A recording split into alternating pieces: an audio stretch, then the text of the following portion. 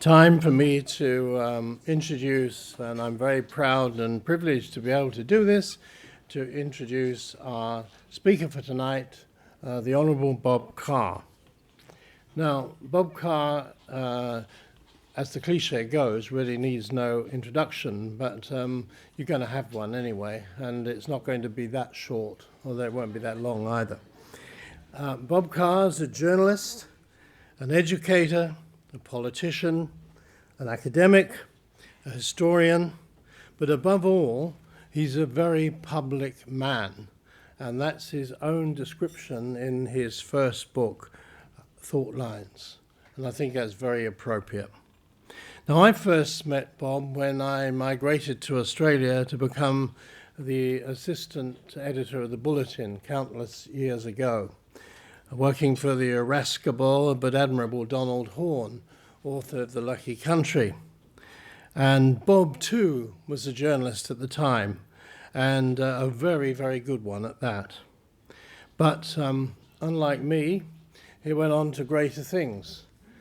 He went into Parliament and served as an MP, Labour MP, and then he became a minister, and then another minister, and another minister. And excuse me if I don't read out all his portfolios, because there were several. And then, of course, he became leader of the opposition and ultimately Premier of New South Wales, our state. And he served as Premier for 10 years, with distinction and with many accomplishments. Most of which I think you're familiar with, but one of them worth mentioning, of course, is his creation of so many national parks, for which he's won international awards. And then he retired. Well, sort of. I'm not quite sure why he retired. Maybe he'll tell us. But anyway, he again became a writer and a thinker and a consultant. Pretty good consultant, because he worked for the Money Factory, otherwise known as the Macquarie Bank. And then finally, after some years, courtesy of Julia Gillard, he entered the Senate and began 18 months as Foreign Minister of this country, a task which he'd always yearned for, so we're told, he says so himself, and which he served with some distinction. Now, those that know Bob quite well know he's a man who's not afraid to express an opinion, and often does it with great eloquence. He is a confessed media tart, whatever that means, but what I think it means that he's prepared to get up at 5 o'clock for almost any radio station that will call him in to come and talk before dawn. But that apart, for many, the revelations of what the true Bob Carr was came in his excellent book, The Diary of a Foreign Minister, which I'm sure most of you have read, but if you haven't, I really do urge that you buy it and read it, although don't take it on an international flight because you'll probably exceed your baggage allowance. Now, in the book, there are, of course, many one-liners which have attracted attention. For example, he describes the Parliament in Canberra as an edifice which we learn is a sad, dysfunctional building and a bad attempt at a Mughal mausoleum. He tells us that sometimes he has so much energy, the equivalent of 16 gladiators. I don't know how much energy that is, but it's more than I normally have. And then we know that the Australian Embassy in New York provided one serving of boiled fish too many. Somebody in the department had said that Bob likes boiled fish, and so they took that literally. I hope, Bob, that the fish that you were served tonight meets with your satisfaction. But the diaries are not just, and then of course we learned that Bob likes good living. He likes to travel before the curtains of an aircraft, and in his time as foreign minister did so, but sometimes everything wasn't always to his satisfaction. For example, on one flight, he found in business class that he wasn't allocated what he considered to be the normal pair of airline pajamas. Well, Bob, I'm very happy to say that the Institute has got for you a very nice pair of Qantas kangaroo pajamas that we're happy to present you with, and hope that in future journeys on foreign airlines you'll be more comfortable. But seriously, the real meat of the book is very serious stuff, and it is history in the making, and we really learn something there. And for me, one fact that I didn't know before was that foreign ministers don't really have much of a say in the appointment of the person, the public servant, who's going to head their departments. So, for example, the excellent Peter Varghese was appointed by somebody described as they. They appointed, but they didn't actually consult the foreign minister. And Bob finally got to meet him after he'd been named and appointed, which is kind of odd in the way things work in this country. But for me, the really important story, and I do recommend it to you, although most of you know the bones of it, is the account of his long battle with former Prime Minister Julia Gillard over Palestine, 90 years after the Palestinian Mandate. It's a very significant story. Gillard had instructed Carr to vote against the United Nations General Assembly resolution that would give Palestine observer status in the UN. And as we now know, Bob pleaded with her to change her mind. You can't do this, he said.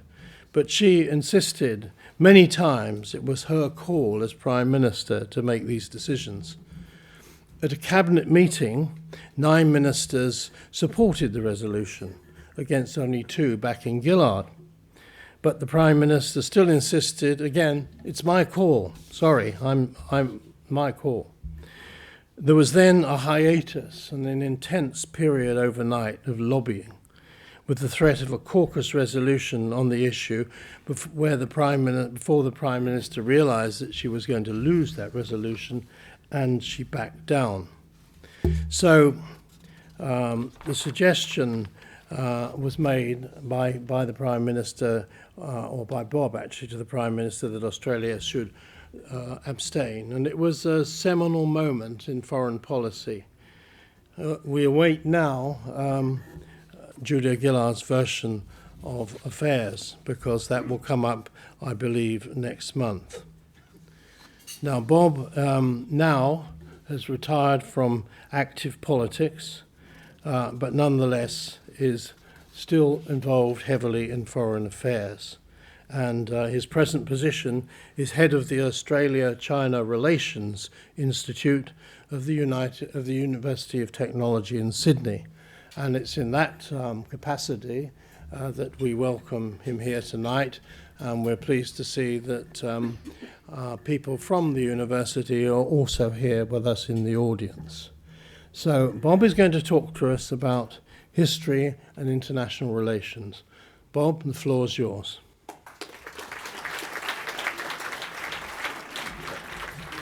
Now, Collins proposed that there should be a short pause while I change into the pajamas to add a sense of merriment to this occasion. Is this history? The character was on the stage of the National Theatre in London. It was 1993, and Helena and I were watching a play about an opposition leader in the House of Commons. I was opposition leader in that parody of the House of Commons, the New South Wales Legislative Assembly. So I found it rather poignant that he was a guy who'd led his party to an election. He was roughly based on Neil Kinnock and had suffered a big defeat. and there's a single spotlight falling on the actor playing the Labor leader of the opposition. It's the night he's been defeated. There's music swelling up under him, and the play was David Hare's The Absence of War, David Hare. And the character looks the audience in the eye and he says, "I found myself asking a question which will always haunt us and to which no easy answer appears. Is this history? Is everything history? Could we have done more? Was it possible? And how shall we ever know?" I was almost in tears, seeing my own fate whenever John Fay called the next election. The stage directions required the company to remain frozen as the lights fade. And I say at the opening of my book, these are questions any of us can ask. Any of us can ask. Was it history? Is everything? Could we have done more? How shall we ever know? But I was determined to capture it for what it's worth. 18 months in the job. If I'd been guaranteed 5 years, I wouldn't have felt the compulsion to put it down, to save it for history, if it is history, and if in the end anybody cares. The first history book I ever read, I must have been 6 or 7. It was a big book. It won, I did this research this afternoon, it won the 1952 Children's Book of the Year award. And I bet some of you here have read it.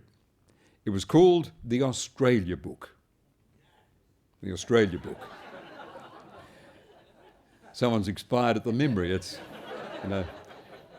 Proust dipped the Madeleine in the tea and brought back recollection of things fast. Someone heard me say the Australia Book and passed out at the table. Illustrations by someone called Margaret Senior. And it made such an impact on me that I can more or less recall the first paragraph.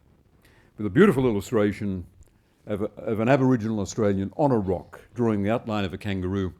The paragraph read, "The first Australians had been in the land so long that no one, not even the oldest among them, could remember how long or when they first got here." I remember that. It came out in 1952, and I would have read it not long after.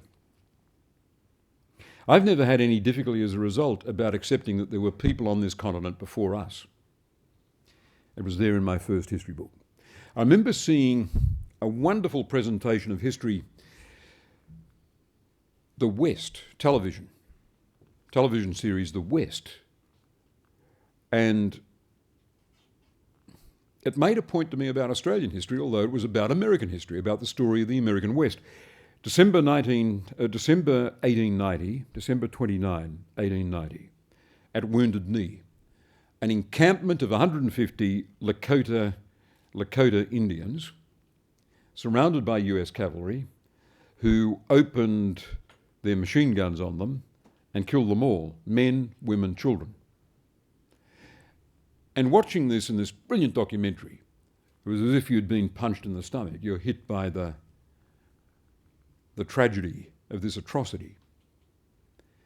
And then, just gathering breath, the narrative continued, and the narrative settled on the story of a settler family, a white settler family, somewhere in the West, who battled famine and then drought and flood, and after years of struggling were forced off their farm. And the voiceover said, there's not one story of the West, but there are many stories. Not one narrative, but many narratives. And I thought, this is a great truth about Australian history. It's not a choice between a black armband view of history and a unconvincing, upbeat account of Australians marching to a glorious future. The fact is, paradoxical stories elbow one another. They exist side by side. They compete, they agree, they contradict, they coexist with paradox. Not one story, but many. And I think about this in some of the controversies I was involved with in the Middle East. I was someone who in 1977 rented a room in the Trades Hall, 30 years old, and convened a meeting to set up Labour Friends of Israel. We recruited Bob Hawke for the occasion, a great champion of Israel. Bob being the old Bob Hawke, the merry Bob Hawke, the unreformed Bob Hawke, arrived in a very celebratory state. I gently suggested the wine waiter move to one corner and not share any more drinks, but I think Bob grabbed him and got a share of drinks. But any concern I had was quickly evaporated when Bob spoke. He spoke very passionately. He spoke about being with Golda Meir when she recalled the tough decision she had to make during the Yom Kippur War, expecting an Arab assault should she save Israeli lives by attacking first. And she cried, Bob said, as she recollected this occasion. We set up Labor Friends of Israel, but I've got to say, the Israel that exists today is a different Israel from the one in 1977. The symbol of Israel in 77 was the kibbutz, a kibbutz full of craggy-faced, sunburnt, toiling Holocaust survivors. The symbol of Israel today is the settlement block of religious fanatics recruited from the United States to prevent the establishment of a Palestinian state in the West Bank. In 1977, when I set up Labor Friends of Israel, there were 25,000 settlers. The occupation had lasted 10 years. Now the occupation's lasted 47 years, and there are 500,000 to 600,000 settlers. And time's running out for the establishment of the Palestinian state. Ben-Gurion said back in 1967, those conquered territories have to be given back. Today, a majority of the Israeli cabinet believe they should never be given back, but should be incorporated into a greater Israel. Meanwhile, 2.5 million Arabs on the West Bank, leave aside Gaza for the moment, on the West Bank have no voting rights, no say in their self-government, and operate with a different set of laws from those that those settlers live under. A 12-year-old can be taken from his home in the middle of the night and taken into Israeli military justice. This is a fact of life. Taking all this into account and reflecting on it over the years, I resolved that the only correct position for Australia, I reached this position before I became Foreign Minister, was to condemn the settlement mission. To repeat that all settlements are illegal under international law, as is very clear. To continue to assert the common sense position that East Jerusalem is occupied. The West Bank is occupied. That adjective, occupied, is unavoidable. It's the truth. And when the proposition was going to be put in the UN, I reached the view that Australia, in all conscience, could not be enlisted to vote against this bid to give the Palestinians a crumb from the table, slightly increased status for their their UN delegation. I recount in my book how this involved arguments with the Prime Minister, because while I was in agreement with her, working cooperatively with her on every other area of foreign policy, I found that she was attuned completely to the message of the Israel lobby, and the Israel lobby in Australia is very persistent and rather absolutist. They want to be supported every inch of the way. I got to say that this is a matter of history. It's not just observing what has happened on the ground. It's a matter of discovering, as Israelis have discovered, that the Palestinian people have a history too. And I quote from a review that appeared in the New York Review of Books of some very significant works this year on the history of the Palestinians.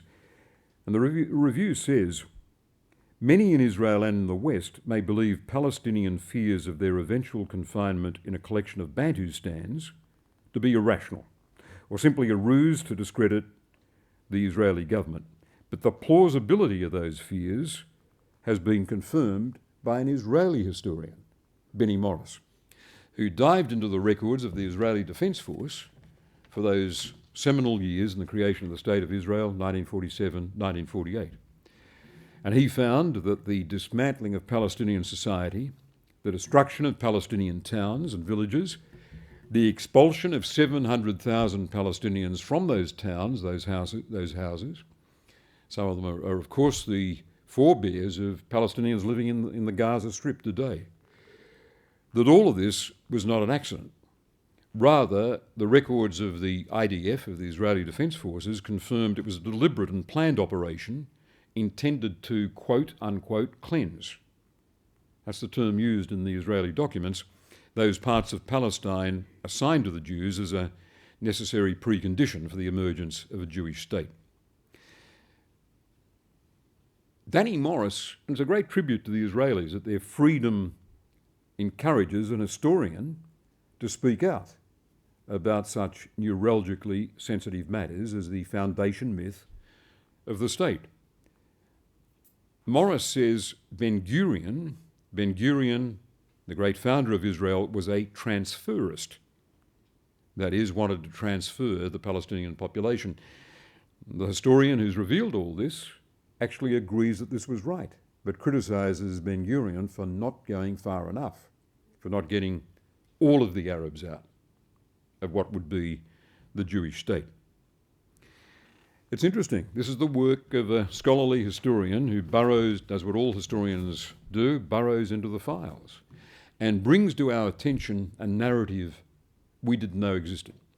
When I set up Labour Friends of Israel in 1977, I was conscious of one narrative, the Exodus narrative, those heroic survivors who fought their way into Palestine, into the Mandate, and carved out a state for themselves and brought crops out of the stony desert ground. But we now know, and the Israelis, as a free people, allowed a historian to uncover the story, there is another narrative as well, standing alongside, to be judged alongside, the Israeli narrative. The end of this article, which summarises a historic debate, says, "The early history of the State of Israel is not unique. Other countries have chapters in their history of which they should be deeply ashamed." It says, there are Palestinians who accept the impossibility of a return of Palestinian refugees. And I know from my visit to Ramallah that this is the case. The Palestinian leadership accept that it's not going to be possible for all those refugees to return to Israel. But they're insisting that a peace agreement with Israel must at least include an Israeli acknowledgement of responsibility for the Palestinian tragedy. And anyone reading Morris's work, this review says, would find it hard to disagree with that. This sobering truth should lead to a shedding of the moral smugness of too many Israelis and to a re-examination of their demonisation of the Palestinian national cause. Now that's history. History standing aside us as we attempt to carve out a position on international relations. What status do you give the Palestinian delegation? What do you say about settlements? What is this prospect of a greater Israel instead of a Palestinian state? The events of 1947, 1948 are there every bit for the Palestinian families who've been displaced, some of whom I've got to know in recent years, as they are for Israelis who've got their own heroic account of the establishment of the State of Israel. Tony Abbott made conversation with the Japanese Prime Minister and in his speech of welcome touched on a neurologically sensitive subject, if there ever was one. Now, I myself have tried to engage a Japanese visitor from the 41st floor of the Governor Macquarie Tower about the heroism of Japanese submariners. The expression blank-faced may have been conceived to describe the response I had from my Japanese interlocutor, but I thought up there on the 41st floor, looking down over Sydney Harbour, the harbour entrance and the rest, speaking as someone who'd just been to the new galleries in the National War Museum in Canberra, I thought it was the natural thing to say to a Japanese visitor. Remember 1942 and the heroism of Japanese submariners who came through those heads in an attempt to sink an American battle cruiser moored in this harbour. And it's a natural thing to discuss with Chinese interlocutors because the Australians of 1942 admired the courage of those submariners, and wartime Australia sent the bodies of the sailors back to Japan. And we've now got these galleries in the War Memorial in Canberra that gives an account, it must be fascinating to Japanese visitors, of what those submariners did in those frail, tiny, midget submarines. We've got to take account, though, of a larger picture here, and that is the acute sensitivity of the Chinese to a suffering that rivals that of Russia in the Second World War. Their war lasted longer. It might have begun with the Marco Polo Bridge incident and the invasion of Manchuria beginning 1931, or more acutely with 1937 and the rape of Nanking, the opening atrocity of an atrocious war. History counts to the Chinese as acutely, more intensely, perhaps, arguably, than other peoples. I've been struck by how with Chinese interlocutors, when I was foreign minister, it was easy to slide into a discussion of distant dynastic history, to throw out a reference to the Tang dynasty and find I'd be gently, politely corrected about what was the capital in that phase of the empire, or who the emperor's brother-in-law in fact was walking on centre stage.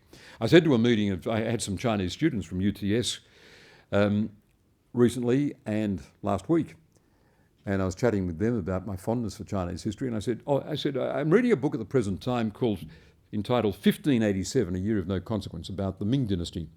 Who was the emperor in 1587? And a shy little hand went up, Wan Li. And I thought, there's a lot of history for the Chinese to absorb and know.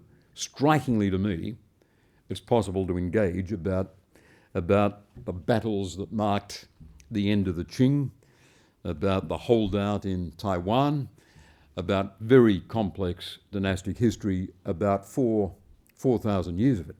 The cultural confidence of Chinese civilization, the uniqueness of this continuity, the prospect that Chinese, this is a view that's been described to me as the new sinology, that the Chinese might feel their dynamics, their historic dynamics, are not leading them on a trajectory to be like us, but moving with a force and a direction of its own.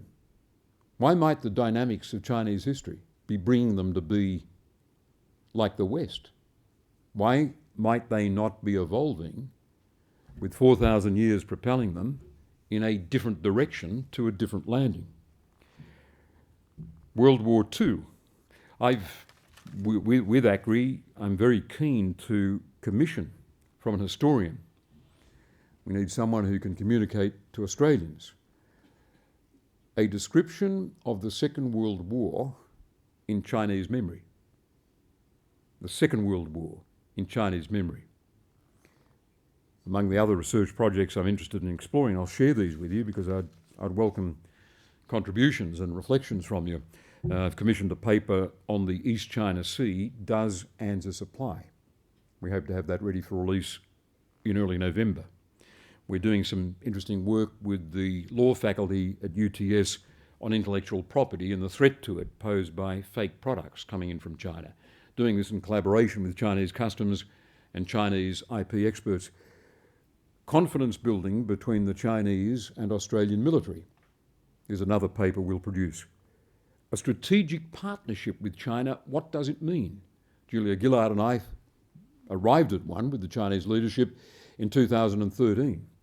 But what does strategic partnership with China mean? Can we have a deeper relationship with the Chinese that goes beyond the rehearsal of those trade figures that continue to be very buoyant for us and are likely to persist beyond Chinese and through Chinese economic restructuring?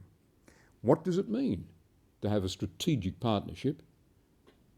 Because for the first time in our history, the first time in our history, our most important economic relationship is with a country with which we don't share political values. This is a challenge for Australia, and we debate it from time to time. History to the Chinese, the sensitivity of World War II, the unsettling effect on Chinese sensitivities of praising Japanese valour, the valour of submariners, probably outweighed the value of reminding the Japanese of this episode that brought Australia and Japan together in conflict. It might have been better left to private exchange